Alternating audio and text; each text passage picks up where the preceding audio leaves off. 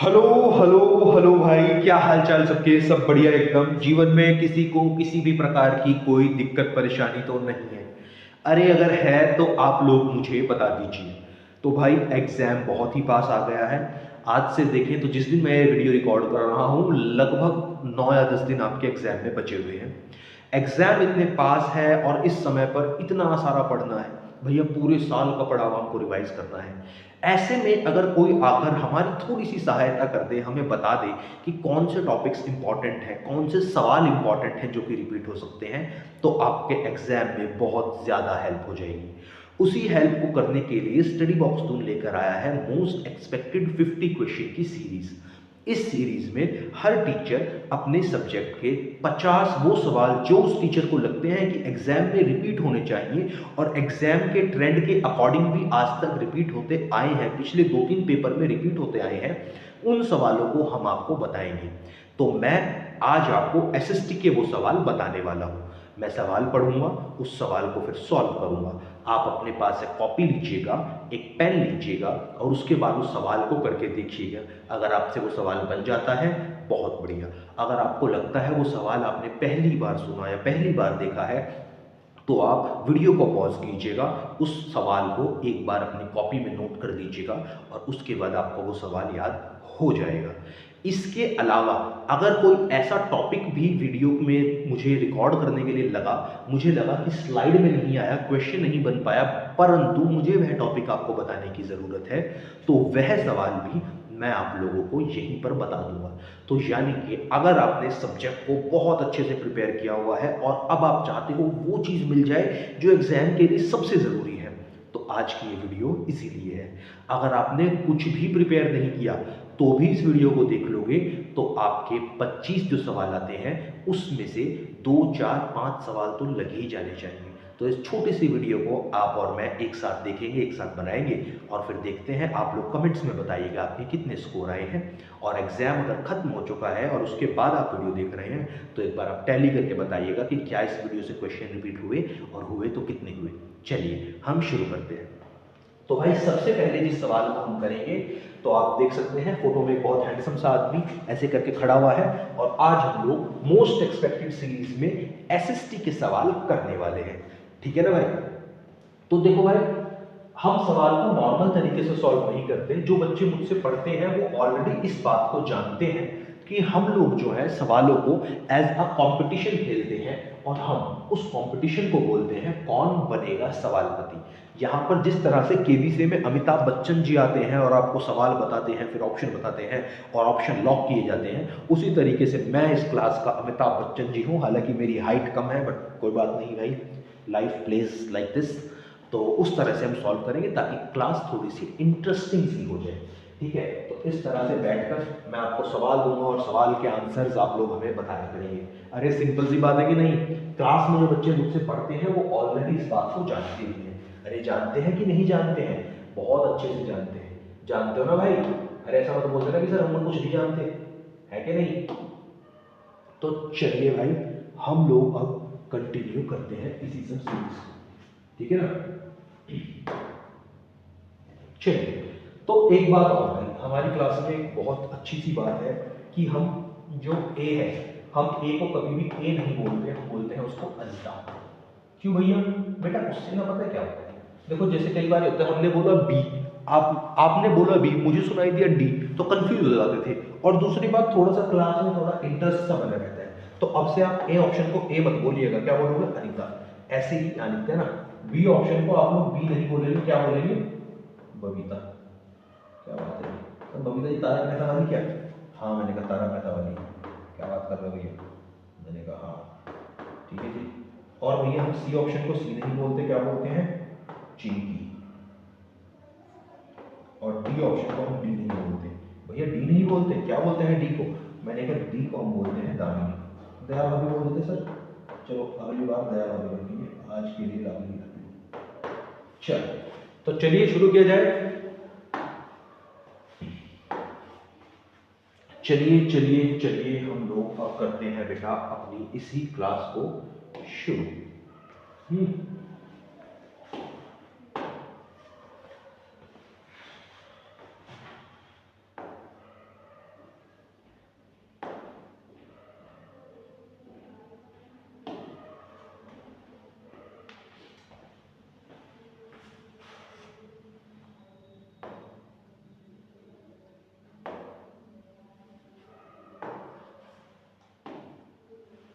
चलिए भाई, तो जो सबसे पहला सवाल बेटा आप लोगों के सामने आया है वो आया है कि लिस्ट 1 को लिस्ट 2 से मैच करिए। बताओ भाई, एक बात मुझे इस सवाल में जल्दी से आप लोग देखकर बताइए, जल्दी से आप लोग देखकर बताइए, प्रीजुडिस कस्टम्स क्या होते हैं? 1 मिनट आपको देता हूं, जल्दी से आप लोग सॉल्व कीजिएगा। चलिए आओ मैं करके दिखाता हूं।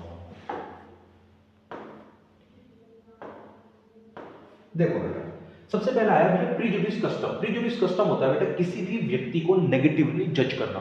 What is prejudice custom? किसी भी व्यक्ति को नेगेटिवली जज करना। देखो मैच के सवाल करने का ना एक तरीका होता है, कभी भी ऐसे मत किया करो मैच के सवाल, इसे ऐसे कर दिया, इसे ऐसे कर दिया, कंफ्यूज हो जाओगे। हमेशा मैच के सवाल करने के लिए आप लोगों को क्या करना चाहिए? हमेशा मैच के सवाल करने के लिए बच्चा आप यहां पर दिखा दो। जैसे प्रीजुडिस कस्टम क्या होता है? किसी को नेगेटिवली जज करना, तो ए का 2 है ना। बी स्टीरियोटाइप का मतलब क्या होता है? स्टीरियोटाइप का मतलब होता है लोगों को एक ही इमेज में फिक्स कर देना। What is stereotype? लोगों को एक इमेज में फिक्स करना, यानी बी का क्या चला जाएगा? बी का चला जाएगा थर्ड। डिस्क्रिमिनेशन मतलब होता है किसी के साथ बेटा इनइक्वालिटी करना, है ना, तो यानी कि फोर्थ। एंड डाइवर्सिटी का मतलब क्या होता है भैया? डाइवर्सिटी का मतलब होता है चीजों में डिफरेंस, लैंग्वेज का, फूड का, कल्चर का, तो इसका आ जाएगा 1। तो देखो 2 3 4 है, 2 2 3 4 है, यानी कि बबीता। इसका सही आंसर क्या चला जाएगा भाई? बबीता चला जाएगा। ठीक है भैया जी, आगे का कराओ। मैंने कहा चलिए 7वां सवाल बेटा आप लोग एक बार देखिए, एक बार आप लोग जल्दी से 7वां सवाल देखिए, करिए जरा इसको जल्दी से। तो भाई देखो, which of the following is the main work of patwari? Patwari नहीं लिखा बेटा यहां ना, पटवारी आना था, स्पेलिंग थोड़ी सी गलत हो गई, स्पेलिंग सही ये था, है ना। पटवारी का मेन काम होता है लैंड के रिकॉर्ड्स को मेंटेन करना, तो इसका सही आंसर क्या आ जाएगा? बबीता आ जाएगा भैया। आगे बढ़ जाओ, मैंने कहा ओ भाई आगे भी बढ़ेंगे, अरे अच्छा भाई। चलिए, विच of the following is human made resource? Human made resource इनमें से कौन सा है? ये बात आपको बतानी है बेटा। ह्यूमन मेड रिसोर्स साफ साफ आपको दिख रहा है, टेक्नोलॉजी। अनीता आ जाएगा इसका आंसर। अनीता आने के बाद भाई आगे क्या है? 9th देखो, which of the following is not a component of map? Map का कौन सा कंपोनेंट नहीं है? ये वाली बात हमको बतानी है। देखो बेटा, एक चीज आप समझो, मैप में और प्लान में डिफरेंस क्या होता है? देखो, आप लोगों ने कभी मकान वगैरह बनवाया तो बोलते हैं कि मकान का नक्शा बनवा रहे हैं। आपने कभी देखा होगा कि जैसे भाई मान लिया कि तुमने और मैंने मिलकर एक घर खरीद लिया, ठीक है, तुमने और मैंने क्या मिलकर खरीदा? खरीदा तो तुमने ही था, बट तुमने देखा यार मास्टर जो है बेचारा अकेला फिरता रहता है, क्यों ना हम इसको घर दिलवा दें, तो तुमने घर खरीदा। तो तुमने कहा मास्टर आज से घर हम तुम्हें गिफ्ट करते हैं, तुम ऐसा करो जैसा मकान बनवाना है वैसा बनवा दो। तो मैंने तुम्हें कहा ठीक है भाई, मेरा छोटा सा तुमने मुझे खरीद के दिया, इतनी सी साइज का घर दिया, तो फिर हम इस घर में बताते हैं ना कि भाई यहाँ पे बेडरूम बनाना है, बताते नहीं बताते? फिर यहाँ पे भाई किचन बना दो, इस किचन में यहाँ डाइनिंग टेबल आएगा, यहाँ डाइनिंग टेबल पर 4 या 5 टेबल कुर्सियाँ आ जाएंगी, है ना। उसके बाद आता है भाई यहाँ पे जो है एक एलईडी टीवी लगा के एक सोफा बन जाएगा, ऐसे करके बनाते हैं। इसको बोलते हैं बेटा प्लान, ये मैप नहीं होता। डिफरेंस समझो दोनों में क्या है। मैप एक बहुत बड़े एरिया का एक वर्जन बनाया हमने छोटा करके, उसमें मेन चीजें दिखाई, और प्लान क्या होता है? एक छोटे से एरिया का बहुत डिटेल्ड वर्जन हमने तैयार किया गया ताकि हम लोग उसके अकॉर्डिंग किसी चीज को बना सके। तो मैप बहुत बड़े एरिया का छोटा वर्जन, और प्लान छोटे से एरिया का बहुत डिटेल्ड वर्जन। मैप में बहुत ज्यादा डिटेलिंग नहीं करी जाती क्योंकि आपको बहुत सारी चीजें छोटू से पेपर पर फिक्स करनी है। तो मैप किसका फीचर कंपोनेंट नहीं है? जल्दी से आप लोग मुझे बताओ, मैप किसका कंपोनेंट नहीं है? प्लान। डिस्टेंस बेटा, मैप में डिस्टेंस हम दिखा सकते हैं। मान लो ये मेरा घर है, ये मेरे घर से मेरे स्कूल है। भैया स्कूल जाते हो आप? मैंने कहा हाँ मैं जाता हूँ। तुम नहीं जाते? हम पर थोड़ी जाना मुझे। भैया स्कूल की स्पेलिंग आपने गलत दी थी। चलो ठीक है, तो मान लो मेरे घर से यहाँ का रास्ता कितना है? 10 किलोमीटर। तो मैप में हम ये भी लिखते हैं। भैया डायरेक्शन भी मैप में मान लो बता दी कि आपको इधर की तरफ जाना है, ठीक है। दूसरी बात, प्लान मैप का कंपोनेंट है। स्केल, मान लो 10 किलोमीटर का, 10 किलोमीटर का इतना बड़ा कागज थोड़ी लाएंगे। हमने क्या बोला? हमने कहा आप यहां पर मान लीजिए कि 10 किलोमीटर पूरा नहीं दिखा सकते, तो आप बोलिए कि 1 kilometre is equals to 1 centimetre. तो आपने 10 सेंटीमीटर के अंदर 10 किलोमीटर का एरिया दिखा दिया। तो इस तरह से आपने स्केल भी मेंटेन कर दिया, राइट। जिस तरह से ग्राफ बनाते हैं मैथ्स में। तो भैया ये बताओ इसका सही आंसर क्या जाएगा? मैंने कहा इसका सही आंसर जाएगा, क्या जाएगा? प्लान चिंकी। तुमने कहा भैया सही बात है। आगे चलो भाई, आगे चलो भाई। अच्छा, विच of the following is not a natural ecosystem? इनमें से कौन सा नेचुरल इकोसिस्टम नहीं है? बेटा नेचुरल इकोसिस्टम नहीं है। एक्वेरियम आपको साफ दिख रहा है, अरे दिख रहा है कि नहीं दिख रहा है? नेचुरल है, नेचुरल है, नेचुरल नहीं है, नेचुरल है, यानी चिंकी। सिंपल। आगे आओ।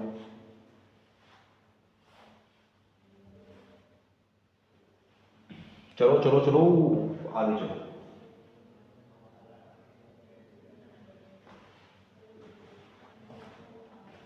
Where are mushroom rocks found? Mushrooms को भाई डेजर्ट में मिलते हैं मशरूम रॉक। डेजर्ट्स में कई बार इस तरह का एक स्ट्रक्चर बन जाता है बच्चा। देखो आपको दिखाई देता हूँ ड्रॉ करके। डेजर्ट्स में इस तरह के कई पहाड़ों के पत्थरों के स्ट्रक्चर बन जाते हैं, मशरूम जैसे ही लगते हैं वो इस तरह के। क्या बात कर रहे हो? यही ने मशरूम रॉक से बोला जाता है। कहाँ मिलते हैं? डेजर्ट्स में मिलते हैं। तो दामिनी चला जाएगा इसका सही आंसर। ठीक है, तुमने कहा ठीक है सर। मैंने कहा बहुत बढ़िया।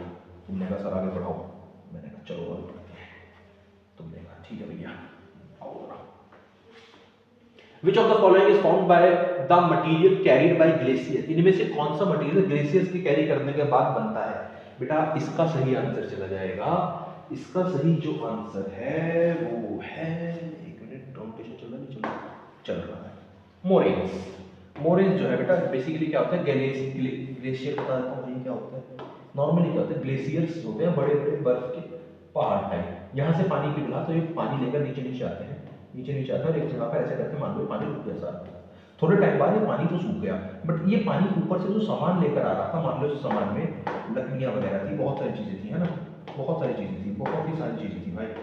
ऐसे करके वो सारा सामान यहाँ पर इकट्ठा हो गया, उसी को बोलते हैं मोरिंग्स। ऑलराइट, समझ लीजिए जी। आगे आओ। चलो भाई, which of the following are the key features of the constitution of India? India के कॉन्स्टिट्यूशन की फीचर्स क्या है? तो भाई इंडिया के कॉन्स्टिट्यूशन के की फीचर्स है फेडरलिज्म। फेडरलिज्म मतलब होता है एक गवर्नमेंट होगी, वो अपनी पावर्स अपने से छोटी गवर्नमेंट को देगी। जैसे इंडिया में एक सेंट्रल गवर्नमेंट, जिसको हम यूनियन गवर्नमेंट भी बोलते हैं, वो होती है। वो अपनी कुछ पावर स्टेट गवर्नमेंट को दे देती है और स्टेट गवर्नमेंट अपनी पावर लोकल बॉडीज को दे देती है। होता है नहीं होता? तो federalism is a feature of government. सही बात है। पार्लियामेंट्री फॉर्म, हमारे यहाँ पार्लियामेंट्री होता है ना भाई, पार्लियामेंट होता है उसमें लोग इलेक्ट करते हैं, तो ये भी सही बात है।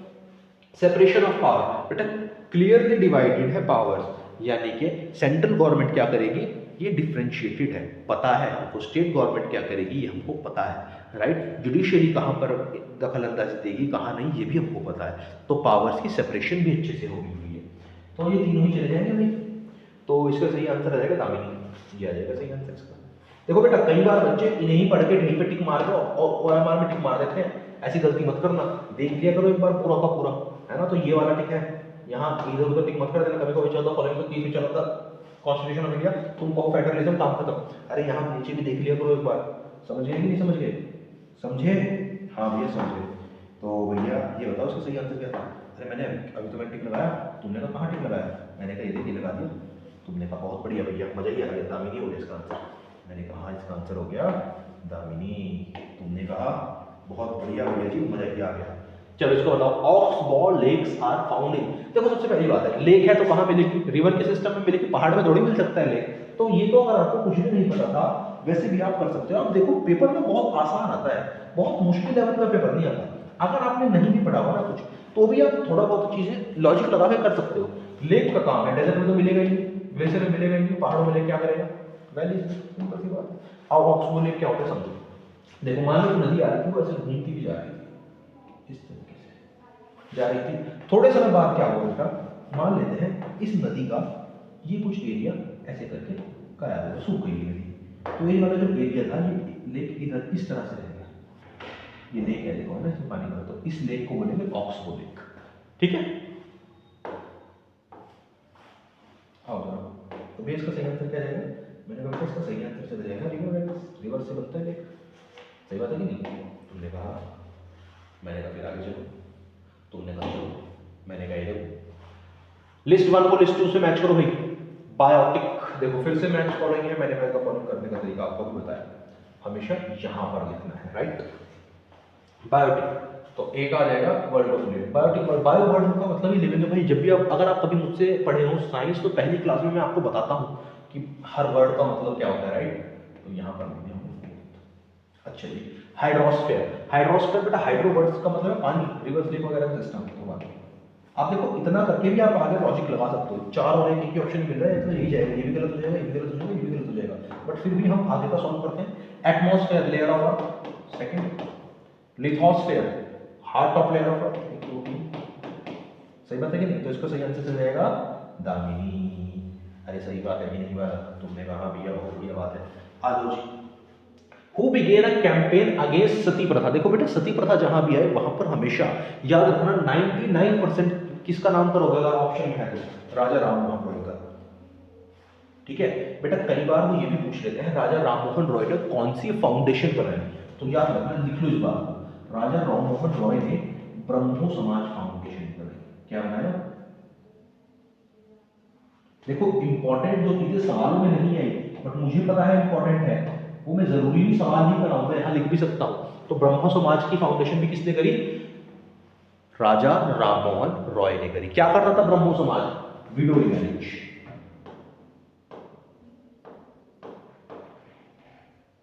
मेन फोकस किस चीज पर था इनका? विडो मैरिज पर। अरे सिंपल है कि नहीं ये वाला? अरे हाँ है ना, बोलो भाई। ठीक है, तो आओ आगे बढ़ते हैं। TISCO, Tata iron and steel company कहाँ है बेटा? कुछ बच्चे इसको टिस्को को इसको पढ़ते हैं, इसको मत पढ़ना एक तो, और कुछ बच्चे बोल देते हैं हुगली रिवर पर है। नहीं है भाई, हुगली रिवर पर, शुगर देखा रिवर पर है।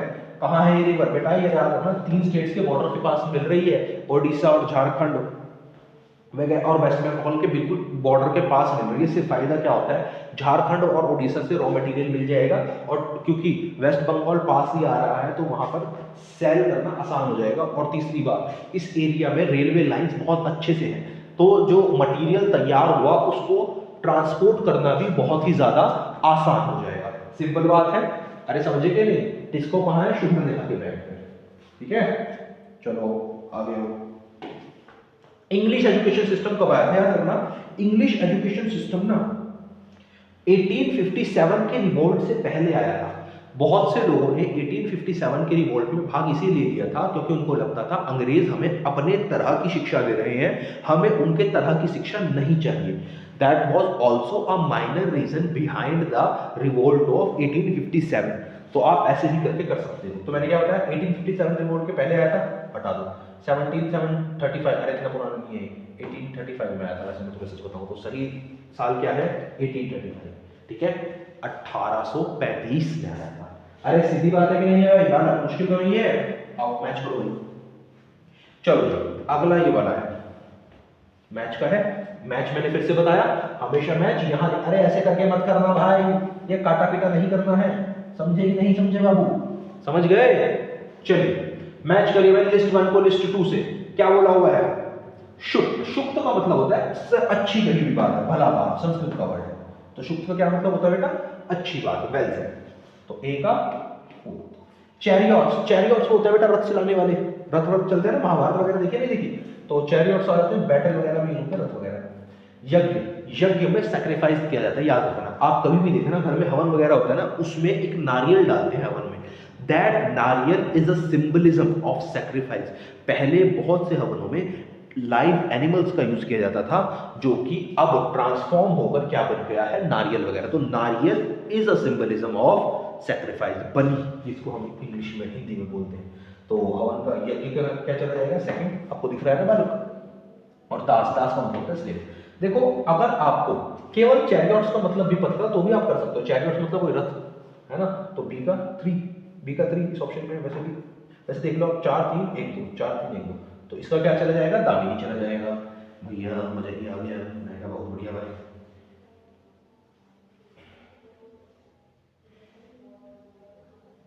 इन्होंने पूछा हुआ है गागरी ग्लेशियर कहां पर है? ग्लेशियर बेटा मेरी बात ध्यान से समझो, ग्लेशियर क्या होता है? ग्लेशियर होता है एक बहुत बड़ा बर्फ का पहाड़ जो कि पिघलता है और वहां से नदियां निकलती हैं। वो नदियाँ फिर प्लेन्स में आती हैं और उन प्लेन्स को उपजाऊ बनाती हैं, राइट। तो ग्लेशियर इनमें से कहाँ है? अब आप मुझे एक बात बताओ, इनमें से कौन सी ऐसी जगह है जहाँ पर पहाड़ हो, जिसके आसपास पहाड़ हो, हिमालय वगैरह हो? आसम में नहीं है, मिजोरम में नहीं है, उत्तराखंड हो सकता है ऐसा, पर उत्तराखंड में हमने पहाड़ तो देखे, तो बर्फ बर्फ का तो कुछ नहीं देखा, मसूरी वगैरह में कुछ देखा है क्या? नहीं भैया। तो लद्दाख, लद्दाख जम्मू एंड कश्मीर में, अब तो नहीं है पर जम्मू एंड कश्मीर वाले रीजन में है, याद है, मैप के ऊपर देखना, है ना। लद्दाख इज अ ग्लेशियर, ठीक है।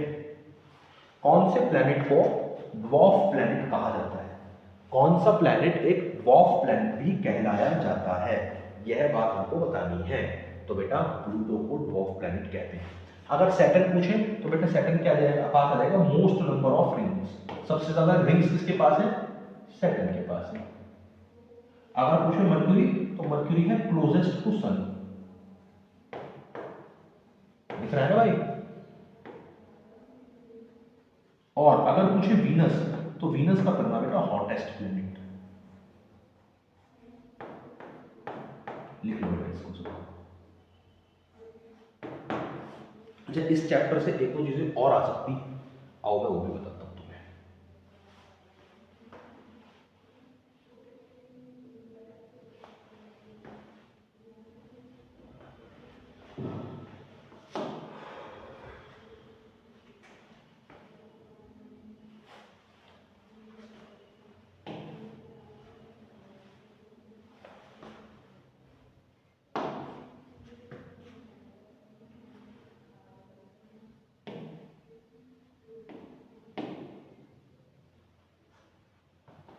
मिनट रुकना भाई, बालक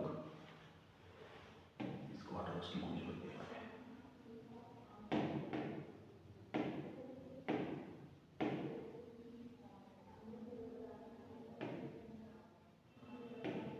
प्लेन राइट चाहिए ना हमको, तो देखो भाई एक दो चीजें समझो।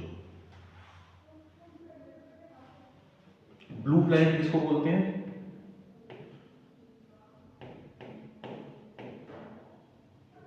लिख लो इस बात को, ब्लू प्लैनेट है अर्थ, ठीक है। अब हॉटेस्ट प्लैनेट मैंने बता दिया, वीनस है। बिगेस्ट प्लैनेट, अगर सबसे बड़ा प्लैनेट पूछे तो कौन सा है?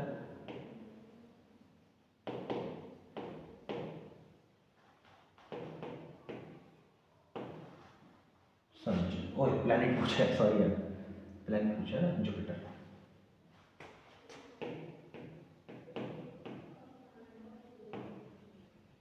जुपिटर क्या है? सबसे बड़ा प्लैनेट है, ठीक है। और इसके अलावा क्या पूछ सकता है भाई?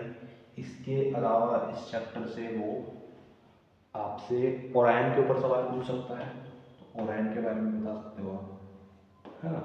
इसके अलावा ओरायन पूछ सकता है वो, और बस कुछ दो चार कॉन्स्टलेशन के नाम और दो चार स्टार्स वगैरह के नाम वो पूछ सकता है, बाकी ऐसा कुछ नहीं पूछेगा। आओ आओ। चलिए जी, हड़प्पन सिटी ऑफ धोलावीरा कहाँ पर है? धोलावीरा सिटी कहाँ पर है? धोलावीरा वहां पर है बेटा जहां पर जेठालाल साहब रहते थे। जेठालाल तो भैया वहां रहते थे। अरे एक तो यार इसकी स्पेलिंग सही करना भैया ना, ये बेटा ये है स्पेलिंग। आपने पता है जेठालाल कई बार बोलता है मैं कच्छी मारू बोलता है, नहीं बोलता? यानी वो कच्छ से आता है। कहाँ से आता है? कच्छ से। आपने एक एपिसोड देखा होगा तारक मेहता का, जिसमें जेठालाल साहब ऊंट पर बैठकर पाकिस्तान पहुंच जाते हैं। उसमें वो जिस एरिया में गए हुए होते हैं स्टार्टिंग में पूरी सोसाइटी के साथ, वो एरिया कच्छ का ही है। और धोलावीरा सिटी भी कहाँ पर है? जहाँ के जेठालाल है, कच्छ, ठीक है। Which one of the following is a conventional source of energy? Conventional मतलब पुराना, यूजुअली, है ना। तो कन्वेंशनल का मतलब पुराना, पहले क्या यूज होता? फायरवुड। फायरवुड मतलब क्या होता है बेटा? जंगल में गए, लकड़ी पड़ी हुई है, उठाई और उसको जलाने के लिए यूज कर लिया, दैट इज फायरवुड, सिंपल। चलो,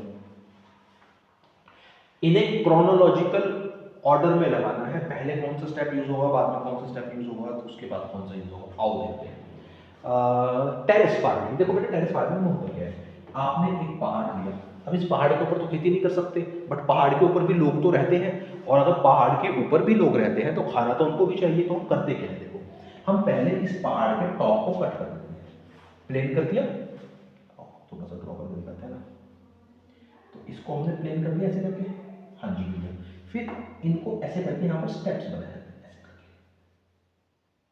इन स्टेप्स के ऊपर आप ध्यान से देखोगे तो इस तरह की टॉप बनाया जाता है ताकि पानी न गिरे। थोड़ा सा ऐसे करके रेज कर दो, थोड़ा सा ऐसे करके रेज कर दो, वरना पानी नीचे आ जाएगा ना।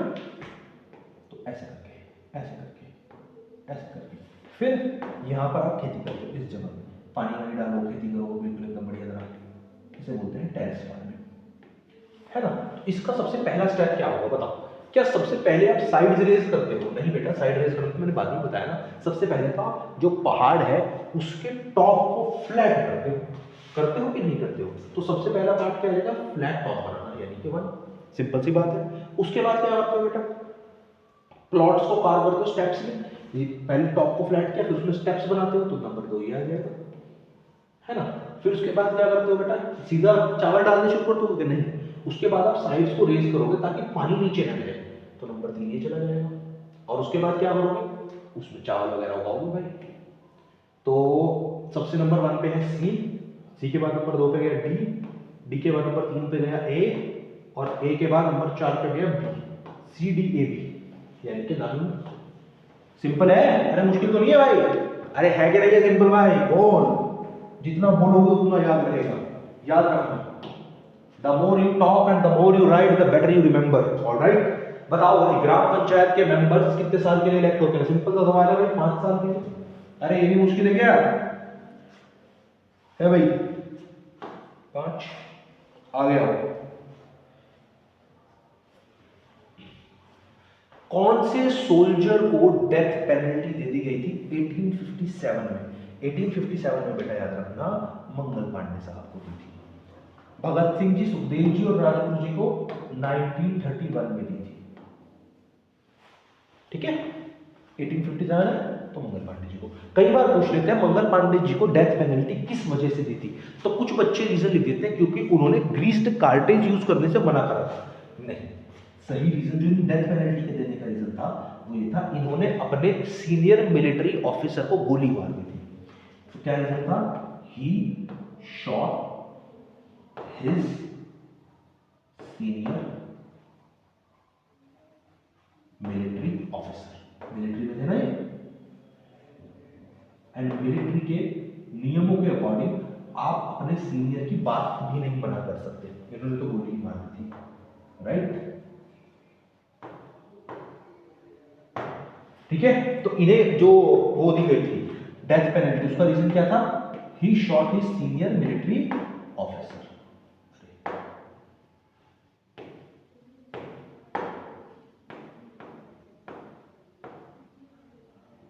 ठीक है ना बालक? अरे सिंपल है कि नहीं? आओ जरा आ जाओ, लिख लिया होगा।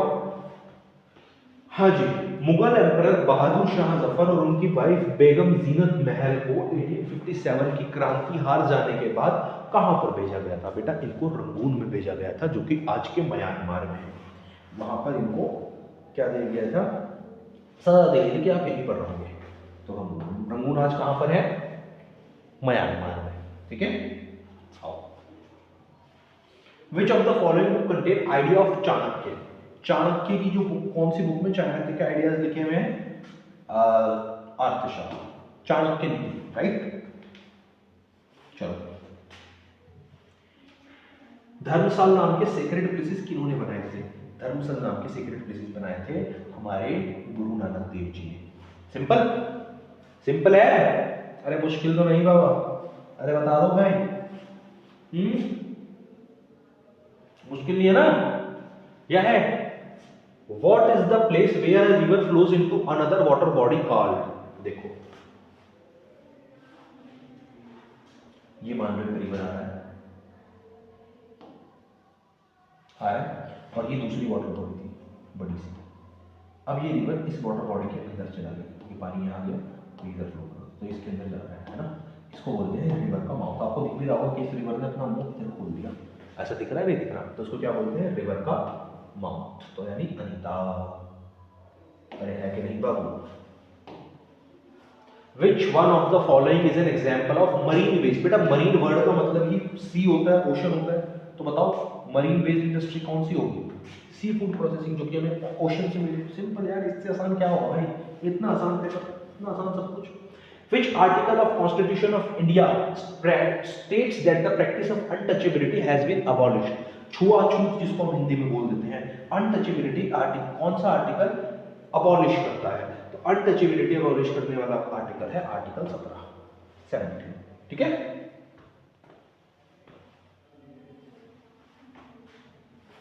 आगे हो, which country is the largest producer of bauxite in the world? Bauxite की सबसे लार्जेस्ट प्रोड्यूसर कौन है? बॉक्साइट का लार्जेस्ट प्रोड्यूसर है बेटा ऑस्ट्रेलिया। सिंपल। अरे सिंपल है कि नहीं है भाई? भैया याद नहीं था बेटा, कुछ चीजें तो याद करनी पड़ेगी।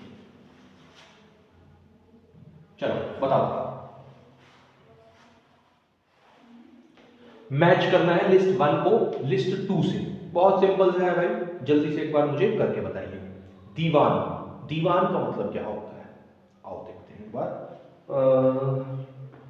दीवान, बख्शीश, फौजदार एंड कोतवाल। देखो अगर आपको ये नहीं भी आता तो भी आप कैसे कर सकते हो?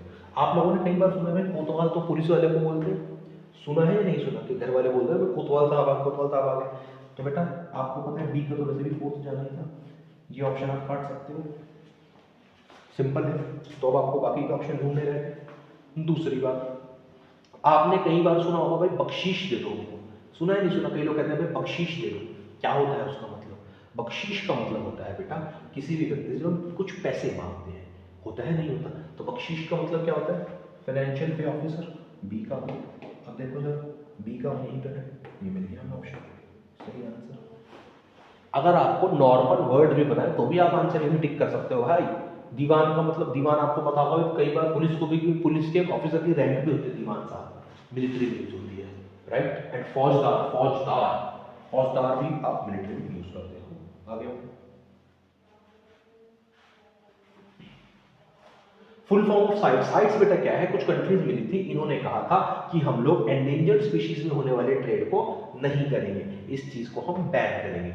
ऐसा नहीं है पता चला पांडा जो है बेचारा इतना ज्यादा एक्सटिंक्ट है भाई, उसकी पॉपुलेशन इतनी कम है, तुम गए तुमने कल को कहा कि पांडा की खाल निकाल लो उसमें ट्रेड करेंगे, तो इसको कुछ कंट्रीज ने यहाँ पर बैन किया था सबने। इसी को बोलते हैं साइट। तो साइट का क्या होता है? The convention of international trade off endangered species. तो ये चला जाएगा बेटा इसका, the convention on international trade in endangered species. अरे क्या हुआ है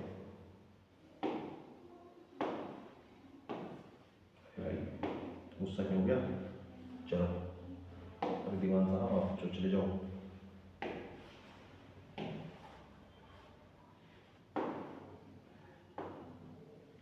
है ना, the convention on international trade in endangered species. Simple. आ गया। Power of judiciary to strike down particular laws passed by the parliament if it believes them to be in violation of the basic structure of constitution is called। अगर judiciary को ऐसा लगता है कि जो law पास करा गया है वो लॉ कॉन्स्टिट्यूशन के अगेंस्ट जाता है, तो जुडिशियरी उस लॉ को खत्म कर सकती है। जुडिशियरी की इस पावर को बोला जाता है जुडिशियल रिव्यू। जुडिशियरी रिव्यू करती है कि भाई ये लॉ सही गलत तो नहीं है। आगे थोड़ा बड़ा करते हैं, थोड़ा और देखें एक बार। हाँ बढ़िया दिख रहा है। चलिए हाँ जी बताओ, which one among the following statement is not correct about Gram Sabha? Gram सभा के बारे में कौन सा स्टेटमेंट सही नहीं है, ये बताना है भाई। Work of gram panchayat have to be approved by the Gram Sabha. Gram Sabha prevent the panchayat from misusing money. The ward panchayat and sarpanch form the Gram Sabha. Anyone who is, इन्होंने क्या पूछा? नॉट करेक्ट है बेटा, जब भी not वगैरह है तो इसको बोला जाएगा। इससे क्या होगा, आप देखकर पता कर पाओगे। कई बार पता चला उन्होंने पूछा नॉट करेक्ट, आप करेक्ट पर टिक लगाओ, तो इन पर गोलू लगाओगे तो आपको ध्यान रह जाएगा। एनीवन हु इज 18 years और more lives in the area covered by the, हाँ से मतलब इसमें भाई जो है इसका गलत वाला पूछा तो ये वाला गलत जाएगा। सिर्फ इन्हीं से ग्राम सभा नहीं बनती कि भाई पंच और सरपंच मेरे और ग्राम सभा बनेगी, बाकी सब तो ठीक है। आगे करेक्ट पूछा हुआ थोड़ा सा हल्का सा छोटा कर दो, मुझे सही नहीं दिख रहा, हल्का सा छोटा, अब ठीक है। है ना। Which of the following statement are correct, वापस से बोलता हूँ, जब भी करेक्ट नॉट वगैरह पूछे तो सर्कल करा करो, कौन सी स्टेटमेंट करेक्ट है, करेक्ट बतानी है। Public facility related to the public facilities related to people's basic need, सही बात है। अब देखो इसमें जहां भी ए आ रहा होगा वो सही है, जहां ए नहीं है वो गलत हो सकता है, तो आप इसको काट सकते हो ऑप्शन, क्योंकि यहाँ ए नहीं दिख रहा है ना। Public facilities are only for those who can afford them, नहीं ऐसा नहीं है बेटा, तो ये गलत होगा। जहां भी आपको बी दिख रहा हो आप उसको काट सकते हो, बी यहाँ पे आपको काट दो। देखो अब आपको सिर्फ दो ही ऑप्शन में चूज करना है। The responsibility to provide public facilities lie with the government, सही बात है। And the responsibility to provide public facilities lie with private companies, नहीं बेटा गलत है।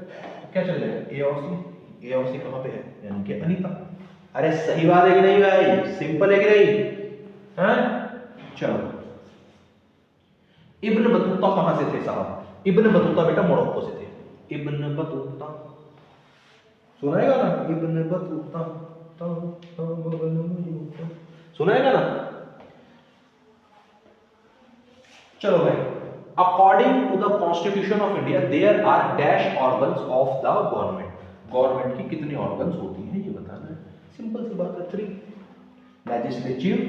Legislative, executive and judicial, legislative, executive and judicial, तीन ही तो ऑर्गन होते हैं गवर्नमेंट की। चलो आगे बढ़ो। Which of the following is a method for conservation of land resource, land resource बचाना, बेटा ध्यान से सुनो, कंजर्वेशन पूछा हुआ है, क्या पूछा है, कंजर्वेशन, कंजर्वेशन का बताना है भाई क्या है। Land degradation, afforestation, overgrazing, use of chemical pesticide, conservation, afforestation, पेड़ लगाना, आ गया भाई। Which of the following is not a feature of shopping complex, shopping complex का क्या फीचर नहीं है। शॉपिंग कॉम्प्लेक्स क्या होता है, तुम्हारे यहाँ तो मॉल वगैरह होते हैं, multiple product under one roof, malls वगैरह में सब मिलते हैं, बिल्कुल सही बात है। एंटरटेनमेंट फैसिलिटी, मॉल वगैरह में अगर आपने देखा हो तो सिनेमा हॉल्स भी होते हैं बच्चों के लिए, वो छोटे इंडोर प्लेग्राउंड टाइप भी होते हैं जिनमें स्नूकर वगैरह गेम होती है ना। और क्या है, ब्रांडेड स्टोर्स, हाँ आपको पेंटालून वगैरह के स्टोर, नाइकी के स्टोर भी मिलते हैं, ये भी सही बात है। Buying and selling takes place between trader, नहीं बेटा ट्रेडर के बीच थोड़ी होती है बाइंग एंड सेलिंग, ट्रेडर क्या होता है, बिजनेसमैन। मैं एक ट्रेडर हूं, आप एक ट्रेडर हो, आपने मुझे सामान दिया, मैंने आगे किसी और को दिया, तो ट्रेडर के बीच में नहीं होता, इन्होंने नॉट पूछा हुआ था तो इसलिए चल जाएगा, या तो कंपनी और कस्टमर के बीच में होता है ना। आगे भाई चलो, magnitude of earthquake is measured on, earthquake का जो मैग्नीट्यूड होता है वो किस पर मेजर करते हैं बेटा, वो मेजर करते हैं रिएक्टर स्केल पर। जैसे हम लेंथ को मेजर करते हैं मीटर स्केल पर, 1 मीटर, 2 मीटर, 3 मीटर, 4 मीटर, वैसे ही जो वो है क्या बोलते हैं अर्थक्वेक, उसको मेजर किया जाता है रिएक्टर स्केल पर। अगर कोई पूछे कौन से डिवाइस का यूज किया जाता है अर्थक्वेक को मेजर करने के लिए, तो क्या बोलोगे, सेस्मोग्राफ। कौन सा डिवाइस यूज होता है बालक, सेस्मोग्राफ। कौन सा डिवाइस यूज करते हैं अर्थक्वेक मेजर करने के लिए, सेस्मोग्राफ, ठीक है।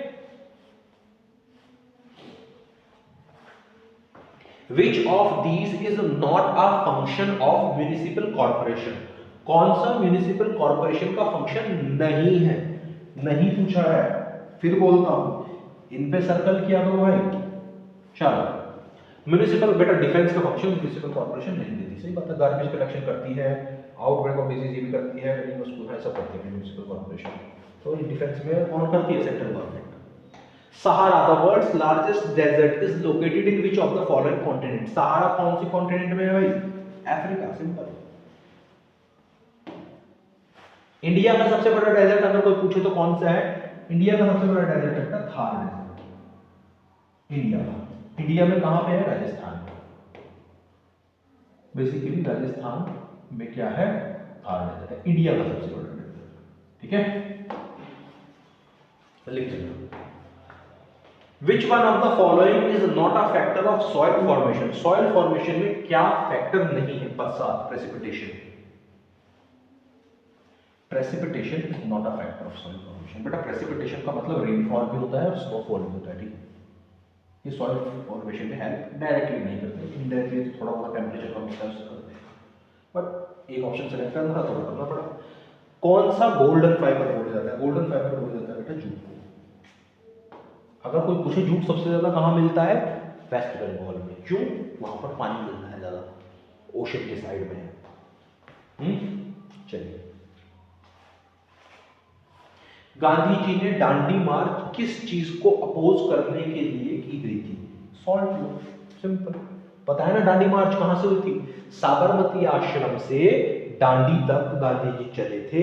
क्यों चले थे? क्योंकि अंग्रेजों ने नमक के ऊपर टैक्स लगा दिया था। गांधी जी ने कहा था नमक तो हमारे देश में बनता है और देश का गरीब हो या अमीर हर व्यक्ति यूज करता है, आप उस चीज पर टैक्स कैसे लगा सकते हो?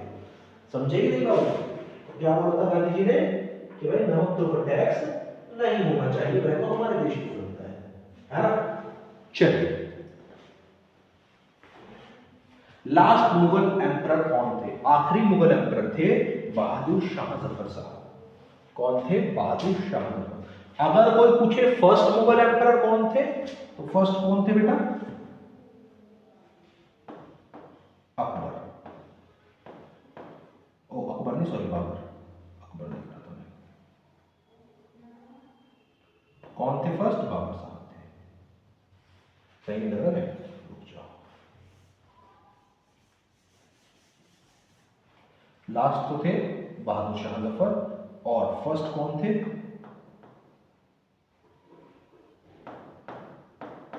बाबर।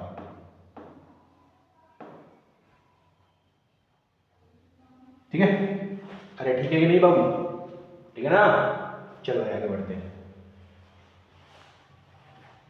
हाँ जी, मैनुअल स्कैवेंजिंग के एक्ट को कब अबॉलिश किया गया था बताओ? मैनुअल स्कैवेंजिंग के एक्ट को 1993 में अबॉलिश किया गया था।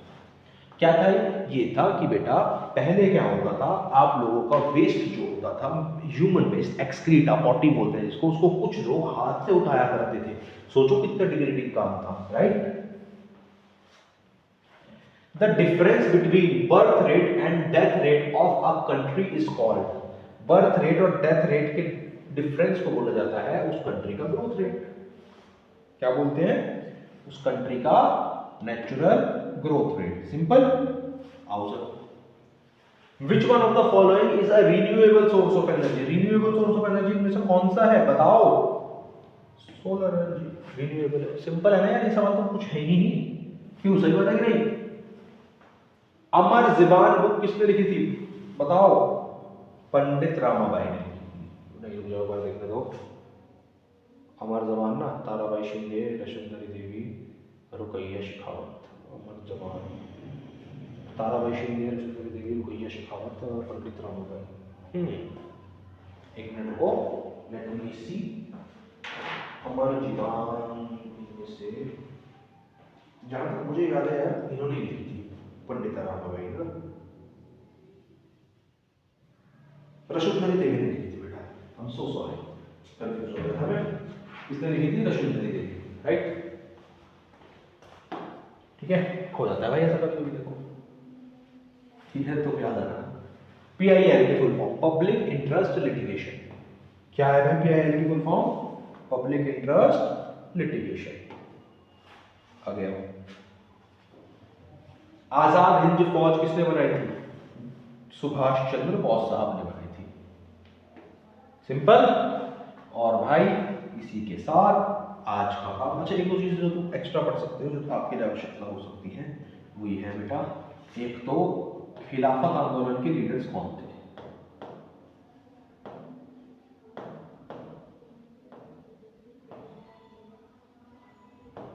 कौन थे इसके लीडर जिन्होंने इसको स्टार्ट किया था? कई लोग बोलते हैं गांधी जी, नहीं, गांधी जी ने नहीं किया था, ये किया था बेटा अली ब्रदर्स ने।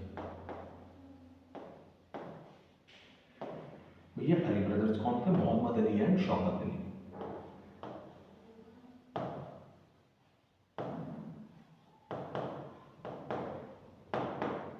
ये क्वेश्चन कई बार पेपर में आ जाता है, शौकत अली एंड मोहम्मद अली।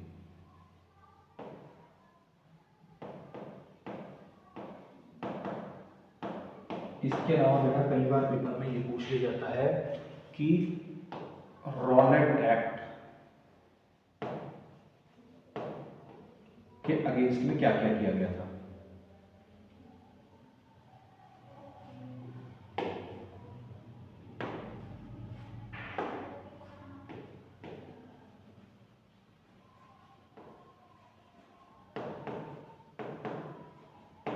इसके अगेंस्ट में ध्यान से सुनो, गांधी जी ने इसको डेविलिश कहा था। क्या कहा था? डेविलिश। और जिन्ना साहब ने इसके लिए अपना इस्तीफा दे दिया था। क्या किया था उन्होंने? रिजाइन कर दिया था। ठीक है, रॉलेट एक्ट के अगेंस्ट गांधी जी ने इसको डेविलिश बोला था, टायरेनिकल बोला था, और जिन्ना साहब ने रिजाइन कर दिया था। इसके अलावा बेटा कुछ चीज अगर आपको आवश्यकता जिसकी पड़ सकती है, आप कई बार वो पूछ लेते हैं कि जो सैंडस्टोन है वो किस तरह का रॉक है। तो याद रखना, सैंडस्टोन एक सेडिमेंट्री रॉक है।